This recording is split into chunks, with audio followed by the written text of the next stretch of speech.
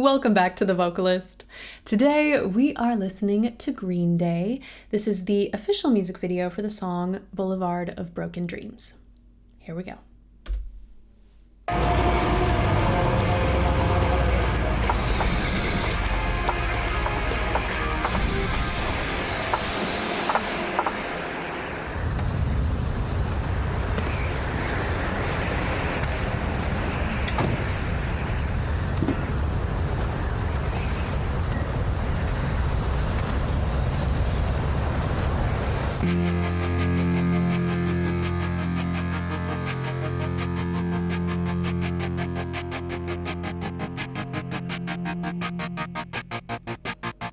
I walk a lonely road, the only one that I have ever known.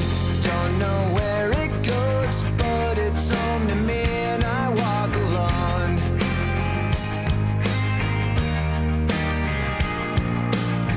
I walk this empty street on the Boulevard of Broken Dreams, where the city sleeps and I'm the only one and I walk alone.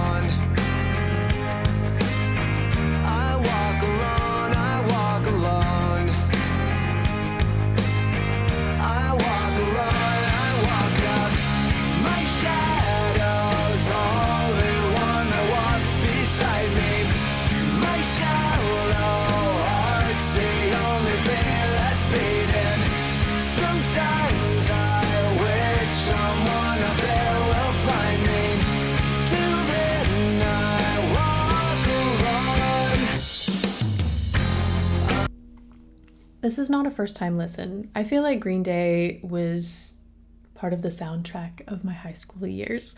But like many of the songs I've featured on the channel, I've never really taken a minute to just, really like hone in on what I'm hearing. One of the reasons I was prompted to feature Green Day is I saw a clip of them performing at the most recent Super Bowl, and I was just I was blown away by the quality of that live performance, the intonation, the phrasing, and it dawned on me, I really don't think I've ever taken the time to appreciate Green Day. So, back we go. I'm gonna skip this car opening.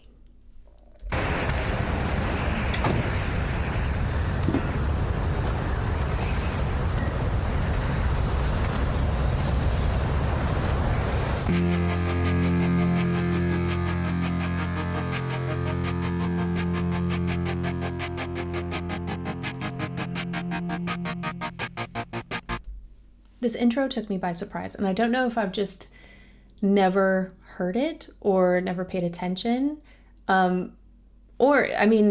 Perhaps anytime that I did hear this song, this particular section wasn't included. It's an interesting setup. I enjoy the pulsing because it gives this sort of driving force to the song, and yet they eliminate it as soon as he starts singing.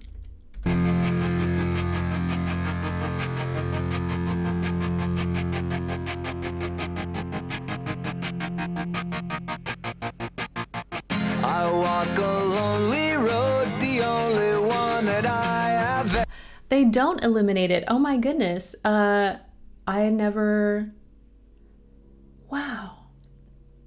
I never paid attention to that. I was only ever listening to the guitar and his vocals.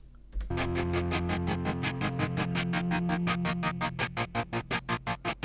walk a lonely road, the only one that I have ever known.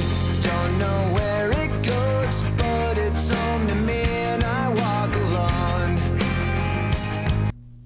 There is something so special to his approach to the vocal line. When I think of alt rock and punk,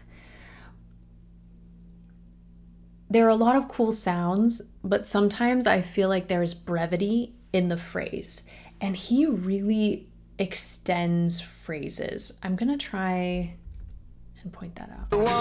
Let me get back a little further.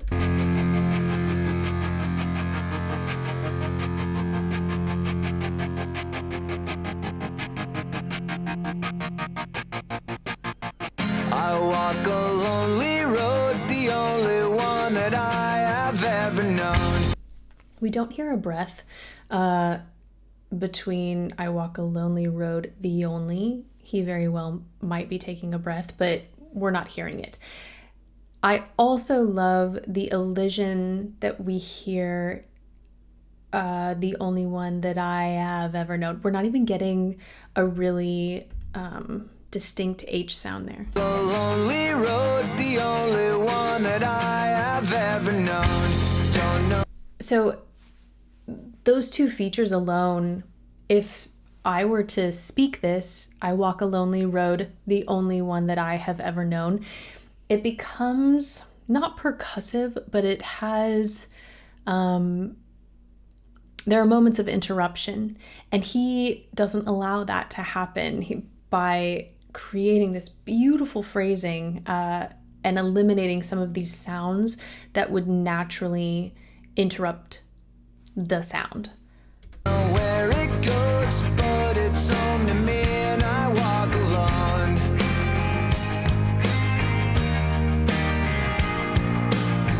I walk this empty street. We get a little bit of texture with that vocal fry at the beginning of I, but it isn't overwhelming. It just adds a smidge of nuance. Let me play that again. And I walk alone.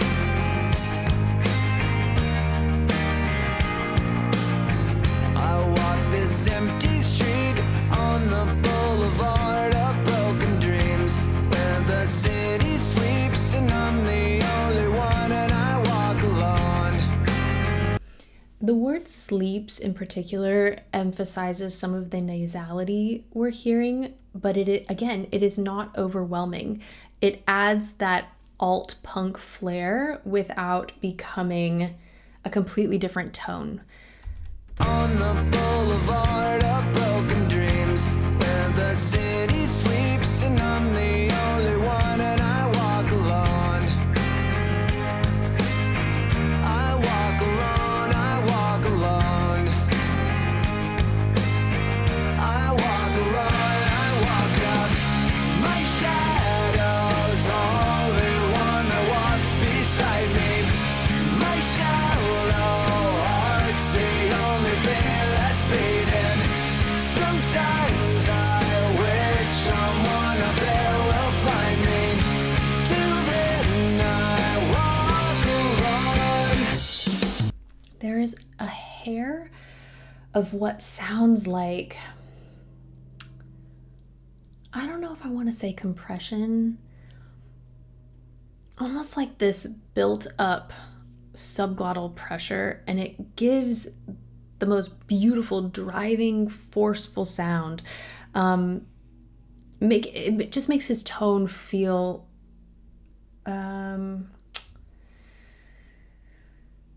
what's the word?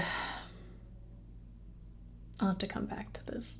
But it gives almost an urgency in his tone in this chorus. Sometimes I wish someone up there will find me. Till then I walk alone. With regards to phrasing, the other thing I really appreciate about his vocal line is his intonation. It's precise, but it also feels very direct, maybe. There isn't a lot of sliding between these notes.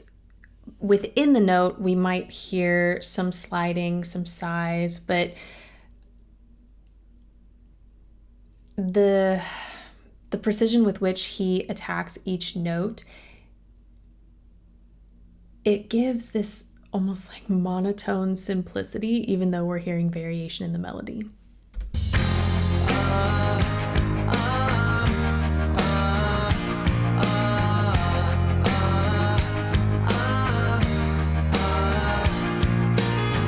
I'm walking down the line that divides me somewhere in my mind, on the borderline of the edge and where I walk alone. It sounds like he shifts placement really naturally. Let me play this back, see if I can.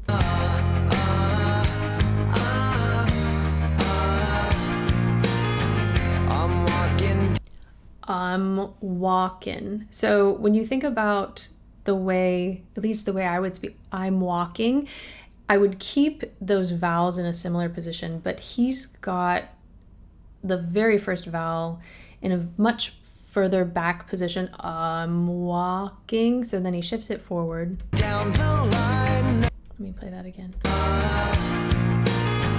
I'm walking down the line. And then when you get to down the line, we get a lot more spread, a lot more forward placement. And it all feels so innate and natural to his pronunciation, which I think adds authenticity to the overall vocal line. And that divides me somewhere in my mind, on the borderline of the edge and where I walk along.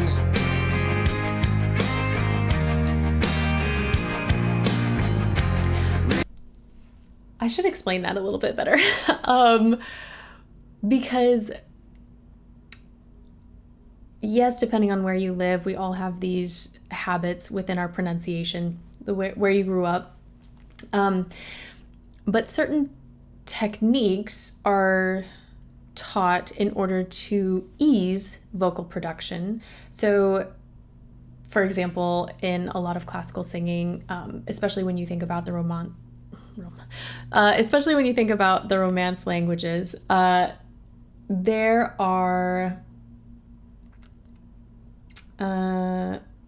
rules, but there's also a pull toward consistency in vowels. And so especially in my own speech patterns, there's more variation than in when I sing, because anytime you change the shape of the vocal tract, we have to sort of recalibrate a little bit. So if you keep everything relatively in the same placement and position, despite changing vowels, maybe just using your tongue and your articulators for shifts in words, it can help to facilitate consistency in sound. Whereas you hear often in a lot of contemporary styles, and that includes alt rock, a much stronger pull toward innate speech patterns. And so it's really lovely to hear, because you get character, you get nuance, you get variety without the singer having to do a lot here. It just happens in the mouth, which I think is really cool. Between the lines, what's fucked up and everything's alright. Check my vital signs and know I'm still alive, and I walk alone. I walk alone, I walk alone. I walk alone, I walk up like shadows, only one that walks beside me. My shallow heart's the only thing that's beating. Sometimes I wish someone up there will find me. Till then I walk alone.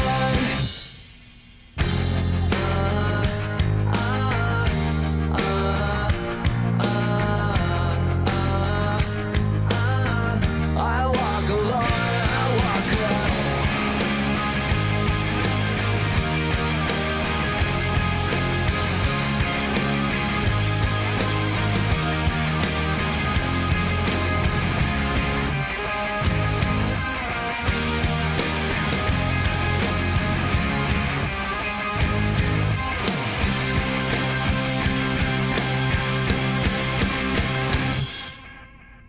I walk this empty street on the Boulevard of... I'm gonna play this back. One thing I thought as we were hearing that last chorus is, imagine if we excerpted every time he sang alone. I feel like there is enough variation in sound from like in each iteration of those words, of that little phrase, that they wouldn't, not one of them would sound the same.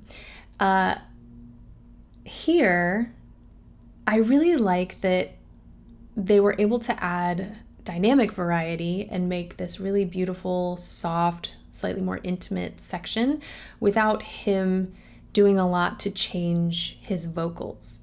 We heard them eliminate a lot of the backing music, and if you listen to the overall vocal line, there's still that same intensity, and that same sort of pressured approach to singing.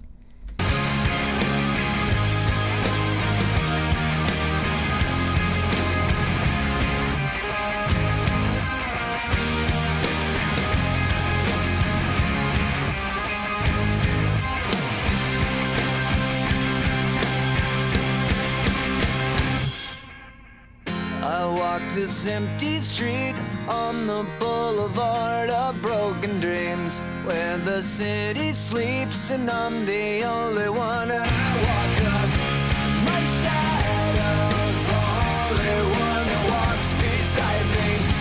My shallow heart's the only thing that's beating. Sometimes I wish someone out there will find me. Till then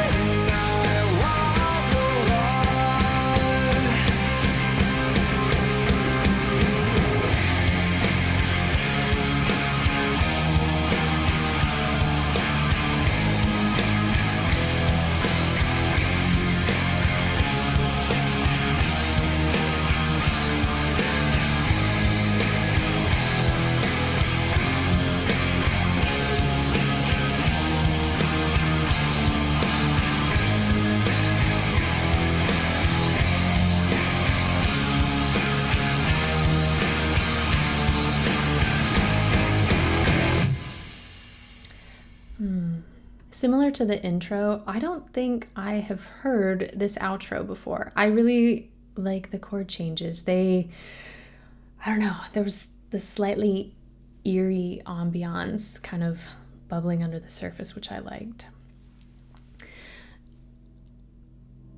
I think Green Day is just one of those bands I always took for granted.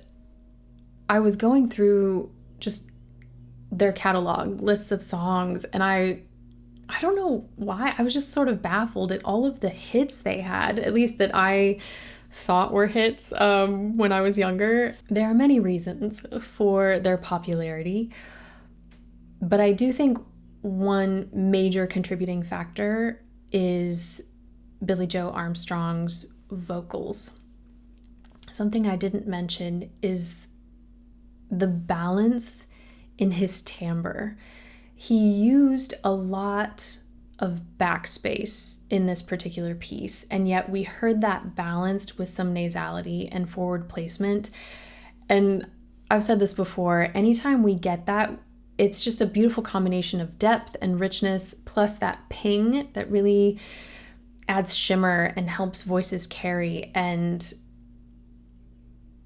sometimes we don't get that in alt rock, well, in any genre. I mean, this might be a big claim. I do think that particular balance in singing it's not the majority of what we hear. I think we tend to hear very distinct voices that lean one direction or the other. So to hear that really beautiful carry and ping with that richness, I think is special, especially in this genre, because there is an intensity, there is a lot of up-tempo, hard-hitting songs in this particular genre, and it can take time to establish that balance in your singing. So I don't know, we'll leave it at that. That's it for today. Thank you for watching with me, and hopefully I will see you next time.